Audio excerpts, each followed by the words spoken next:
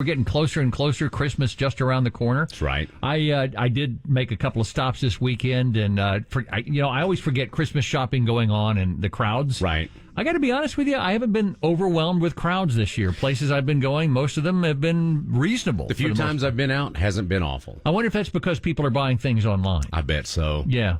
I bet a lot of people are. Yeah, I don't even think Black Friday was as bad as it normally is for that very reason. Doesn't seem like it. Yeah. I had to go by Target yesterday, and I never go to Target, never go to Walmart if I can avoid it.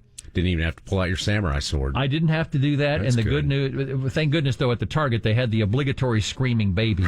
Yes. But other than that, in mass. Yeah, it didn't seem crowded to me for Christmas shopping time. So, Valerie Sokolosky joins us. She is a nationally recognized expert on etiquette, and something we lack desperately here on this program. Valerie, welcome to the program. We're happy to have you on WBAP. Thank you. Good morning. Pleasure to be here. Well, thank you so much. I was just wondering, this time of year, we start thinking about the people who have helped us all year long, the mailman, the FedEx guy, et cetera, and wondering, are we supposed to tip these folks? I mean, Monty and I have a tip jar set up in here, and nobody puts anything in it.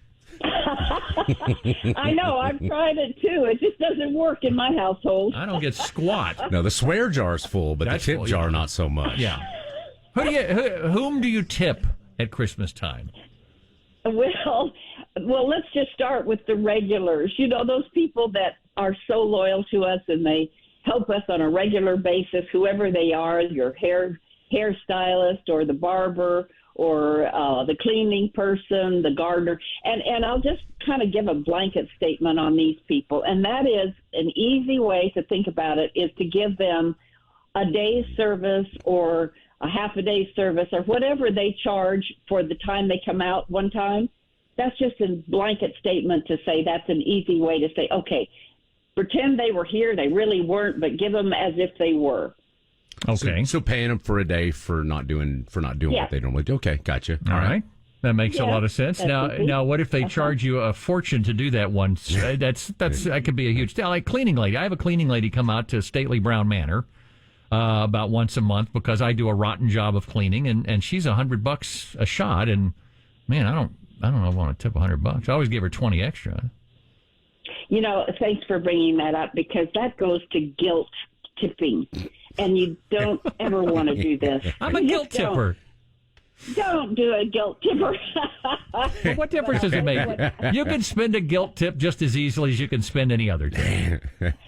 But I'm going to watch your smile when you give it to me. And if it's not there, that makes me feel guilty. Yeah. All right.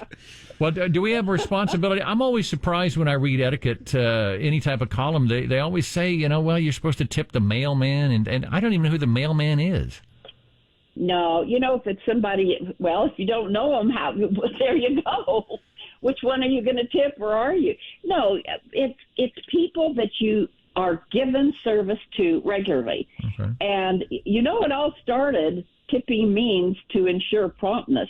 And years ago, there was a bowl in London in a little copper place, a copper bowl, I should say, on a counter, and it was at the Edward Lloyd Coffee House.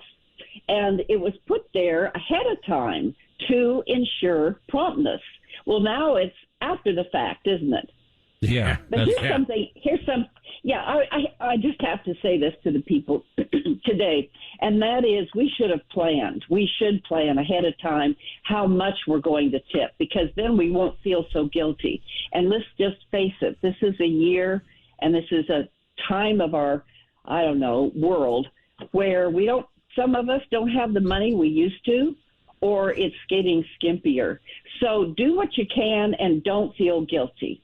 I don't have the money anybody used to, so yeah, I can see that. Exactly. Yeah. Valerie Sokolosky, the author of Do It Right.